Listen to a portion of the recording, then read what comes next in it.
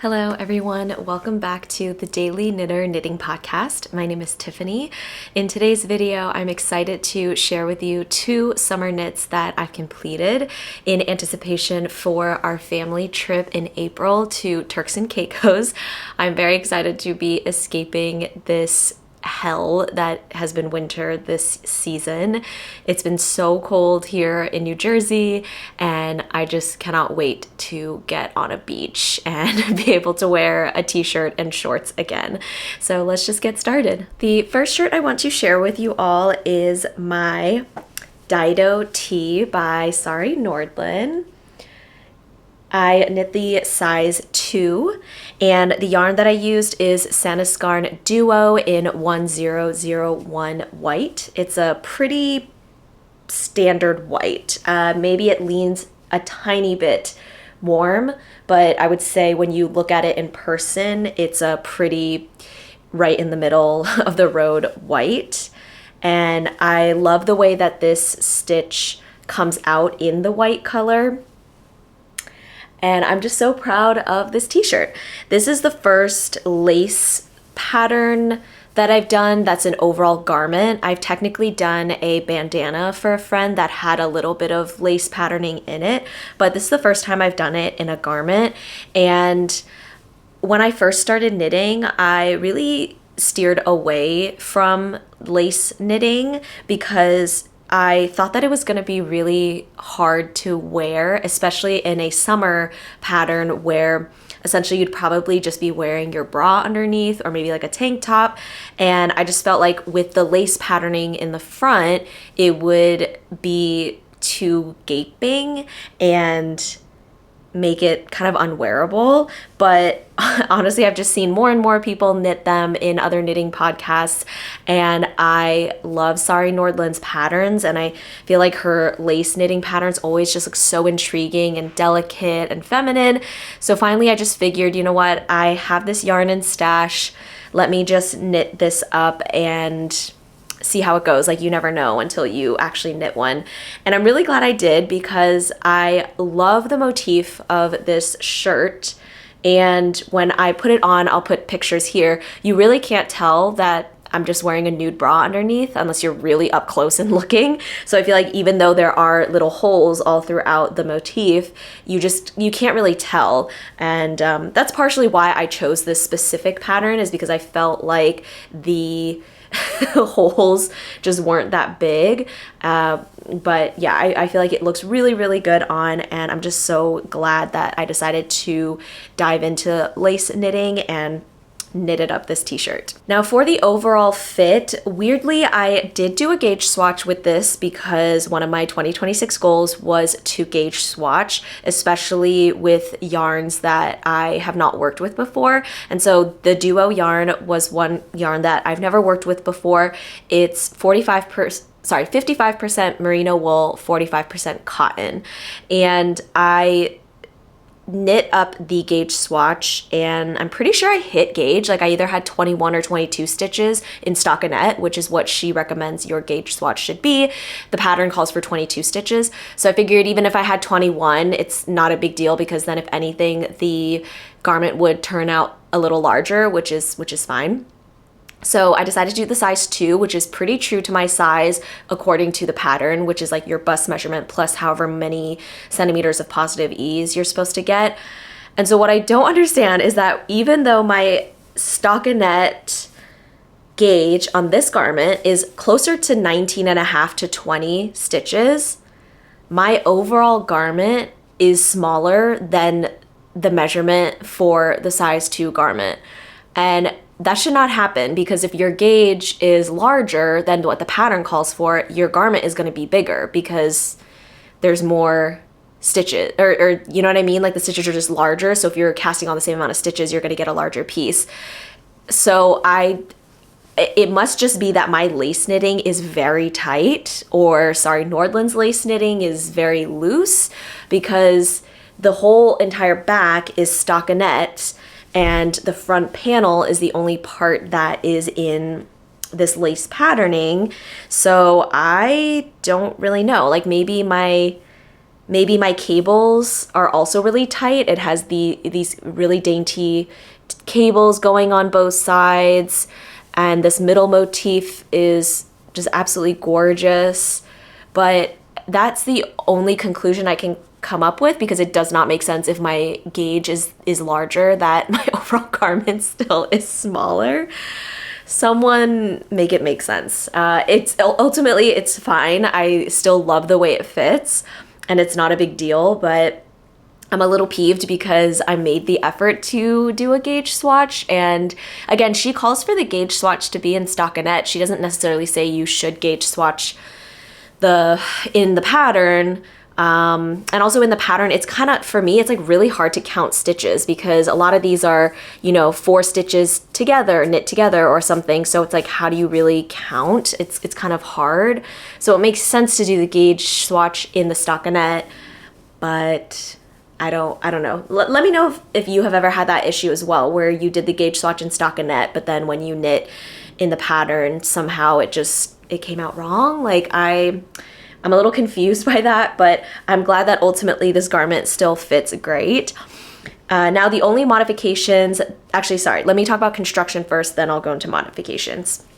So I love this t-shirt because the entire back is stockinette. So when you cast on, you just have to cast on the stitches for the back. You do immediate increases, so you get this beautiful shoulder line with all the increases, and then you knit the rest of the back panel. When you pick up for the shoulders is when you actually start the pattern, and that was perfect because you essentially do a whole stockinette back. So just when you're getting a little bored of the stockinette, you get to go into the pattern for the shoulder and partially a stockinette portion for the shoulder. Then you get to the front panel, which is all the lace with the stockinette on the side. And then when you join in the round, you get to do the lace on the front with the stockinette on the back. And I just felt like that was such a good balance of easy knitting with the stockinette, but also then getting to look at the pattern and do some more brain knitting, that's what I call it, where you have to actually use your brain. So this was like a very, very fun pattern for me to knit. For the sleeves, you just pick up, and then she has you do short rows on the bottom of the sleeve, which I don't think I've ever done before. I've only ever done short rows to like extend the top of the sleeve. So I'm not sure why she does that. Maybe it's because the way the sleeve is shaped. I guess if you don't do that, the bottom of your sleeve would be really, really short compared to the top. So she has you do short rows on the sleeves. And then all of the finishings are 1x1 rib. Now onto modifications. I didn't do that many. The biggest modification I did was I shortened the ribbing on the sleeves because I was playing Yarn Chicken and I already had the duo yarn in stash and was trying to find a pattern that would match the amount of yarn that I had. So I didn't really want to go buy extra yarn if I didn't need to. So for the sleeves, I probably did a centimeter less of the ribbing, but I don't mind because I like a little kind of cap sleeve moment, and I feel like the ribbing on the sleeve, to me, with a t-shirt especially, it just doesn't really matter how long it is. I think it looks fine with the shortened version. I did the same on the body. I did the called for length. And then for the neckline, again, because I was playing some Yarn Chicken, I decided to do the neck first. I maybe did 1 centimeter, maybe 2 centimeters less of ribbing, which I'm actually glad I did that modification because I think the way it fits on the neck, it looks better with this length than if it had been longer. And even still, I did end up having to get an extra ball of yarn, but it wasn't a big deal because my local yarn shop is a Sandiscarn yarn shop, so I was not too worried, and they did have the ball that was in the same lot number as my original purchase, which was nice. Now, my last thoughts about this t-shirt. While I love the fit and the way it looks and the motif, the duo yarn I am kind of let down by. I am sensitive to wool and alpaca and all those other natural fibers. Pretty much the only fiber that I can wear next to skin that's beyond like cotton, linen, silk, all that is cashmere. And I'm not routinely knitting cashmere garments purely because it's expensive and delicate, and obviously for a summer or spring tee, I'm not really knitting with cashmere. So I really thought the Duo was going to be a nice mix because it's merino wool and cotton. And I really thought it was going to be way less scratchy. But this is probably one of the scratchiest garments I have. And I don't really know why. I also like the double Sunday yarn. That's kind of my go-to for a sweater because I know I can tolerate it almost next to skin. And the double Sunday, I looked it up, it's 100% merino wool. So I'm not really sure why the Duo is scratchier, even though the Duo also has cotton content.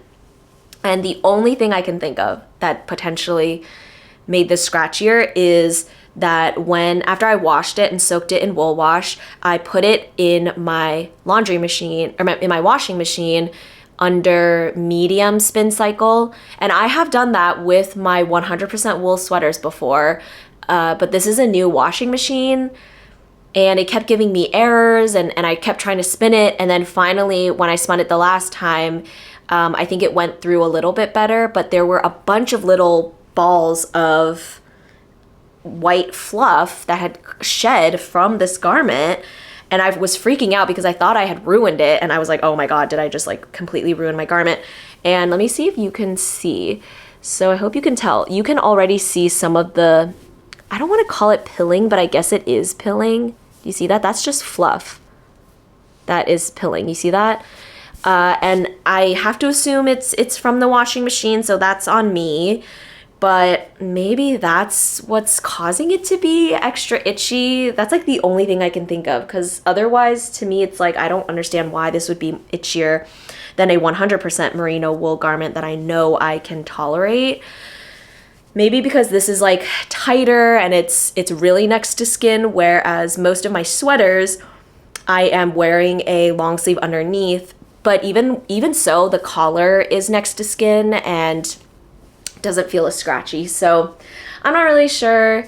So I feel like this garment is like, if I were to grade it, I guess I'd give it like a B minus. And because I just love the pattern so much and it looks so cute, but I just honestly, I don't think I'm gonna wear this that often, which is such a bummer. I am planning on bringing it to Turks and Caicos, and I'm planning on wearing it for my son's first birthday because he's turning 1 while we're there. And I just think this would be such a sweet shirt to wear for our photos for his first birthday. So I will wear it for those, but I just can't see myself wearing this for any length of time after that. I would definitely knit this again in a different yarn. So maybe down the road, that's something that I'll do. I'll just re-knit it in a different yarn. And I just really enjoyed the pattern a lot. So it's something I can absolutely see myself redoing. My next completed object is the one that I am wearing. And I'm just realizing now that I'm kind of blending into my couch. So I guess I clearly like this color. This is the Cloud Tee by Petite Knit in the size small. I have had this project cast on for a really long time. I don't remember off the top of my head what my cast on date was, but if I can find it, I will put it here. But I'd cast this on for sure in 2025, maybe even in 2024, because I envisioned this to be a garment that I would work on while traveling. I always like to have a lighter knit to work on when I'm traveling because the yarn takes up less space and the needles also take up less space. But turns out I didn't really work on this that much while we were in China. And so I just had it on my needles for a really long time. But finally, once I finished my Dido tee, I figured, let me finish this so that I have another t-shirt that I can bring with me on our Turks and Caicos trip. So the yarn that I use for this is Knitting for Olive Cotton Merino, and it's kind of similar to the Duo in that it's a cotton merino blend, but this one is 70% cotton and 30% merino wool. And I will say, as you can see, because I'm wearing it, it's a lot more tolerable for me to wear. It still is a little bit scratchy, but I could see myself wearing this for lunch or going out for a little bit and not feeling like I need to immediately rip it off. The overall fit on this is also just a little bit smaller than her measurements for the size small, and that makes sense because my gauge was smaller on this garment than what it calls for. So the pattern calls for a 28 stitch gauge and mine is closer to 30. I did cast this on before I was doing gauge swatches, so I'm gonna give myself a pass on that one. And I did knit up a size, I think in anticipation of that, and I'm glad I did because I think this fits pretty well. Like it's like a tiny bit oversized, but not too much. And my bust size has also gone back down to my normal bust size because I've since weaned from breastfeeding. So I do like the overall fit of this t-shirt. The construction of this is very similar to her other cloud patterns. You cast on the back and you immediately go into short row shaping to make it kind of a trapezoid. Then you knit a decent portion just in rectangle, and then you pick up for the shoulders with a little bit of a purl bump detail. You can see here my short rows. This yarn is very unforgiving, I will say, so my short rows are not the neatest, but there's that purl bump detail. Then you pick up for the shoulders, knit the front panel, join in the round, and the sleeves also have this purl detailing here, which I like, and that's a feature of all of the cloud patterns.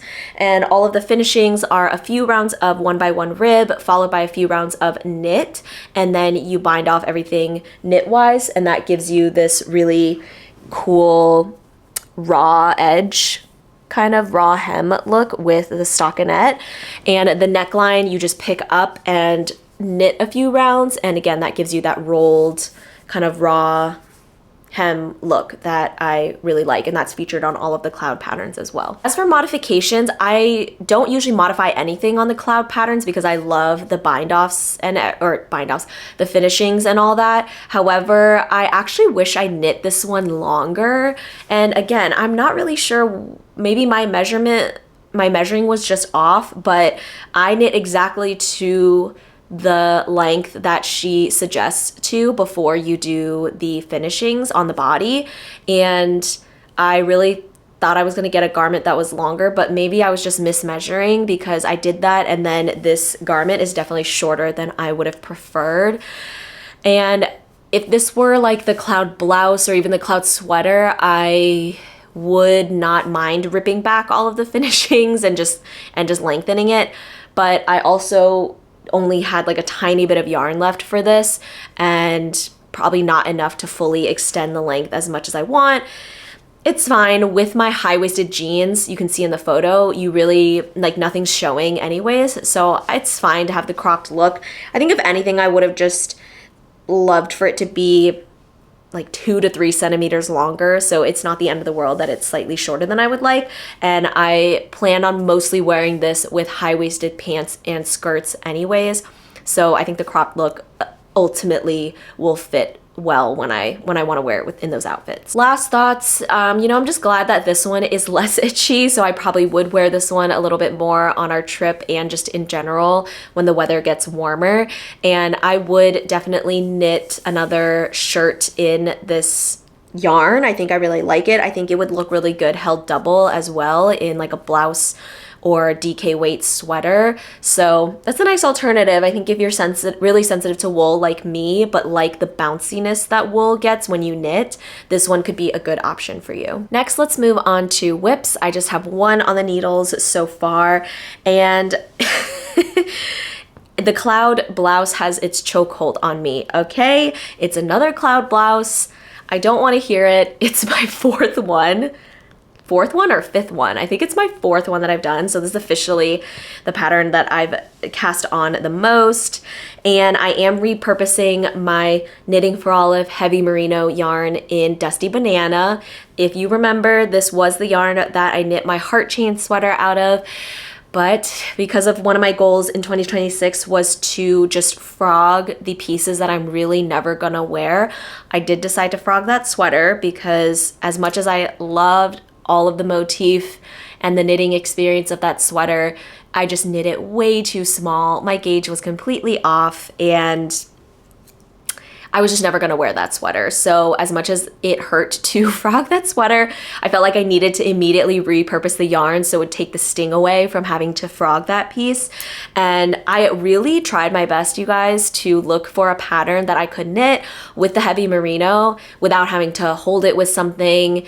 And I was just having a really hard time finding a pattern that I liked the look of, but that also would work with the gauge. The heavy merino gauge is kind of a weird gauge in my opinion. It's 18 stitches, and a lot of sweaters I think are closer to the 21-20 stitch range or chunky to the like 15 to 16 stitch range. And this yarn, I did not feel like I could stretch it to that 16 stitch gauge, but because I'm a tighter knitter, I felt like I could go the opposite end and knit closer to like a 20 stitch gauge. So I really tried to look. I almost was going to do I think it's sweater number 9 light. I'll put a picture of it here by My Favorite Things Knitwear. I was really determined to cast on that sweater instead because I had the right quantity and everything. But the more I looked at it, the more I just felt like I actually wouldn't love that big funnel neck. And I feel like that's a key feature of that sweater. Otherwise, it's kind of a basic raglan. So I didn't feel like purchasing the pattern just to then modify the neckline or not wear that sweater that much anyways. And also because I am very sensitive to wool with that high funnel neck, like I would have to wear like a turtleneck shirt underneath. And anyways, all of that being said, it just all came back to the cloud blouse, and it's a pattern that I've done so many times before, so I feel like it's like I could just knit it almost without reading the pattern at this point, and I'm very familiar with it. So I figured I would just cast on for a cloud blouse, and I'm knitting the size small, and I think my gauge is coming out to be a little larger. I did do a little gauge swatch, so I fulfilled my promise. I did do a gauge swatch, and it's basically about 19 to 20 stitches. So I feel like overall my cloud blouse is going to be a nice oversized, almost closer to the cloud sweater look, even though it's like the gauge range of the cloud blouse. And I just love this yellow color, and I really want this in a sweater. So that is my plan for now, and I'm basically working on the back panel. I have a few patterns that are on my radar for future plans that I'm pretty sure I'm gonna go pick up yarn for them either today or tomorrow because I'm pretty determined to knit these. The first one is the Colette tee. Well, technically, okay, I'm deciding between the tee or the pullover. I'll put them side by side. It's the same exact motif. The pullover is obviously just the long sleeve version, and the tee is the t-shirt version. My vision for the pullover is to knit it in a linen cotton blend yarn so that it almost gives that beach pullover look. When I first started knitting, I actually knit a cloud blouse in a 100% cotton yarn, and I will see if I can find a picture on it. It's on my Instagram too, but this was before I really understood there's a lot of parts where I join the yarn like right in the front here when I had to join a new ball of yarn, and so you can see the like bumps of me like sewing in the yarn and everything. So there were a lot of things wrong with that yarn, that piece, and I've since donated it. But I really liked the idea of having a long sleeve in a cotton or linen material that could be like my beach pullover. So I feel like actually the Colette pattern is dense enough, like the cables are long enough that I feel like they're dense, but the pattern gives me kind of like a little bit more of an airy vibe, and I think that would look really good in a linen blend. So I've always wanted to try Sanascarn Line or Tune Line. I think that's how it's pronounced. Tune Line is just like the fingering version of Line. Line is like the sport / DK weight of it. So I'm gonna go into my local yarn shop because they always have that in stock and just see what they look like side by side and decide if I want to do it held double with the Tune Lean or do just the Line held single. And I think I'm gonna do the pullover. I just feel like in that fabric, it's gonna just be perfect for a summer evening or like a warmer fall day. And yeah, so I think I'm gonna do the pullover. I'm gonna decide right now. I think I'm gonna do the pullover. Okay, the second pattern I have on my radar is the Sarah's Tee by Nordland as well. I was actually deciding between the Sarah's or the Dido when I was going to knit, and I decided on the Dido, I think only because the yarn quantity matched a little bit better, but the Sarah's is very similar in that the motif is just on the front panel and the back is in stockinette. So since I've done my Dido and I know that I like that pattern where it's like the patterns on the front and stockinette on the back, I feel like the Sarah's tee would be a nice addition to my collection. And of course this time I'm going to use a linen or cotton yarn instead of the duo yarn. So I might either do pure silk held double or the line. If I look at it in person today and really like it, then I might just get like both quantities together.